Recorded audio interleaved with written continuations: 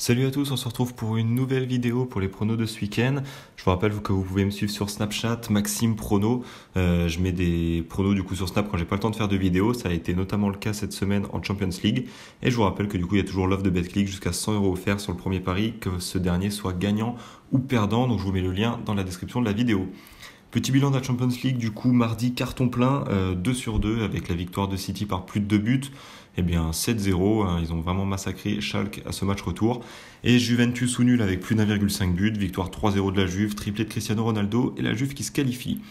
Le mercredi, plus compliqué avec 0 sur 2, Bayern ou nul avec plus d'1,5 but, Bayern qui était revenu à un but partout, donc moi ça m'allait bien, et puis Liverpool ensuite qui marque 2 buts et parvient à se qualifier, très bon match de la part des Reds, et Barça-OL, Lyon qui finalement ne réalise pas l'exploit, penalty scandaleux en début de match, les Lyonnais qui doivent se sortir un petit peu pour marquer, ils s'exposent au contre du Barça, et bon, même sans ce penalty scandaleux, le Barça était quand même au-dessus de Lyon, mais Lyon aurait pu jouer autrement et peut-être tenir, mais bon, ça on ne le saura jamais.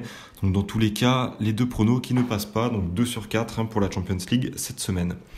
Du coup, ce week-end, quelques matchs, pas beaucoup, il n'y avait pas grand-chose qui était safe pour moi. Ce vendredi, j'avais rien proposé du tout sur Snapchat d'ailleurs.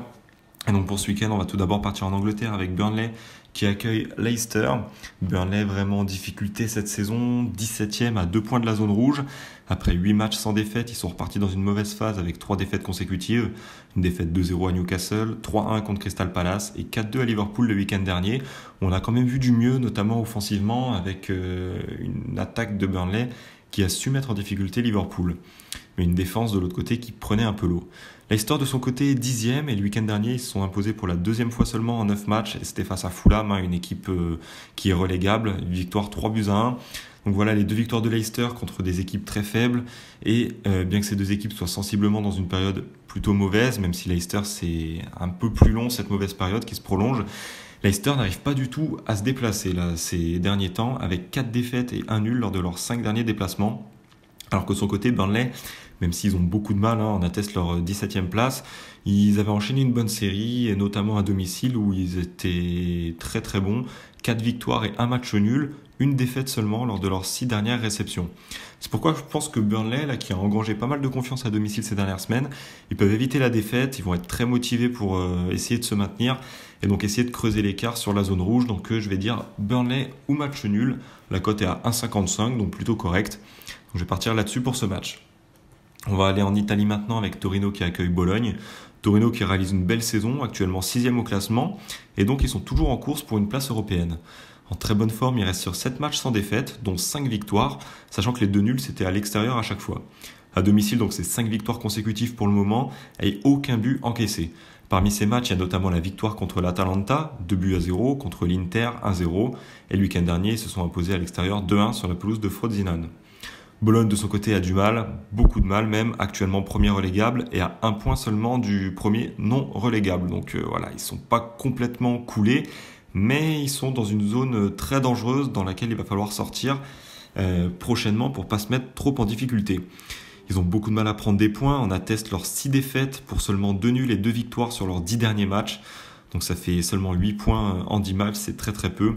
Sachant qu'à l'extérieur, c'est encore plus faible. Une seule victoire depuis le début de la saison sur 14 matchs. C'est pourquoi je pense que Torino, dont les joueurs sont plus à l'aise moralement et physiquement, qui seront devant leurs supporters, ils peuvent gagner, continuer leur course à l'Europe. C'est pourquoi je vais partir sur une victoire de Torino, côté à 1,88. On va aller maintenant en Allemagne pour commencer un début de combiné. Francfort qui accueille Nuremberg. L'analyse elle sera plutôt rapide pour ce match avec Francfort en très grosse forme, 5e en course pour l'Europe. Il reste sur 12 matchs sans défaite, toutes compétitions confondues, dont une victoire le week-end dernier à Düsseldorf 3-0. Une qualification cette semaine en Europa League sur la pelouse de l'Inter 1-0, sachant qu'à domicile ils avaient fait 0-0, donc clean sheet sur les 2 matchs.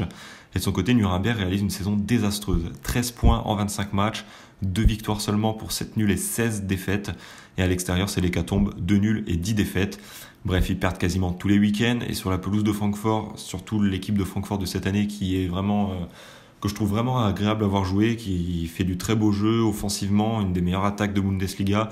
Je pense pas qu'ils pourraient tenir ne serait-ce que le nul, donc je vais partir sur la victoire de Francfort. Et ça, je vais le combiner avec le match entre Fulham et Liverpool, autre match très déséquilibré sur le papier. Fulham actuellement avant-dernier de Première Ligue, qui gagne un match sur 6 et ils en perdent 2 sur 3. Il reste sur une série de 6 défaites consécutives, dont le week-end dernier un 3-1 sur la pelouse de Leicester. De ce côté, Liverpool va bien, même très bien. Même s'ils ont lâché quelques points en championnat avec quelques petits matchs nuls, ils restent à un point seulement de Manchester City. Donc toujours en course pour la première place. Et après avoir battu Burnley le week-end dernier 4-2, ils ont réalisé un match exceptionnel cette semaine. Donc comme je l'ai dit en début de vidéo, sur la pelouse du Bayern, victoire 3-1 qui les qualifie en quart de finale de Champions League. Je pense que Fulham, ils vont pas faire le poids, même s'ils sont à domicile. Ils vont se faire écraser par des Reds là, qui viennent d'arracher une qualification à l'extérieur sur la pelouse de Barcelone, qui sont en pleine confiance, qui sont bien dans leur tête. Physiquement, ils sont en très grosse forme, on a pu le voir.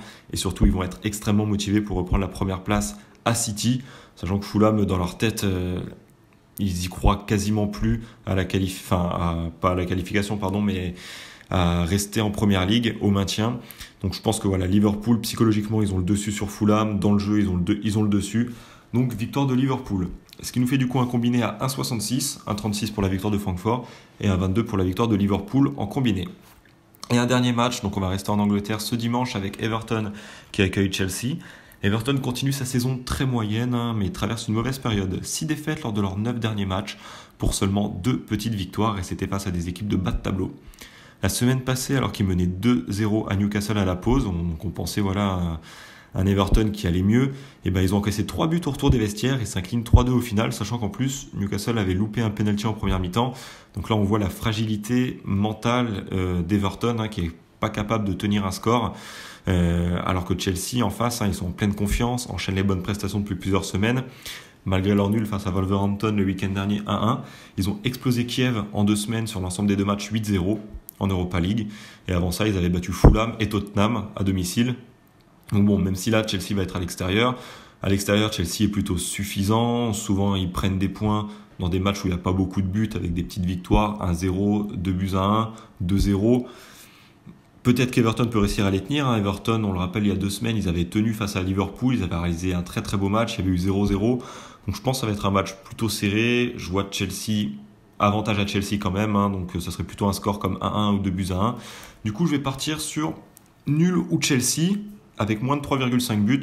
Quand même mettre le nul dedans pour se mettre à l'abri. On n'est pas à l'abri d'avoir l'équipe de Chelsea qui se déplace et un Everton qui tient bien le coup comme ils l'ont fait face à Liverpool, mais je vois pas une ribambelle de buts dans ce match-là. Donc cote à 1,62. Donc voilà, ça sera tout pour ce week-end.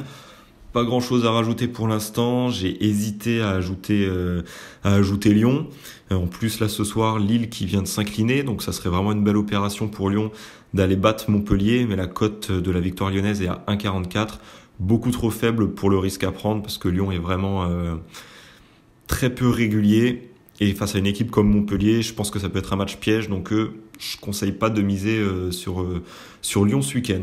Donc voilà, bon week-end à tous et on se retrouve prochainement. Je pense que pour la trêve internationale, il y aura peut-être pas de pronostic. À voir, ça sera peut-être des trucs sur Snapchat, mais plutôt en fun. En tout cas, bonne trêve internationale à tous et on se retrouve prochainement pour d'autres pronostics. Ciao.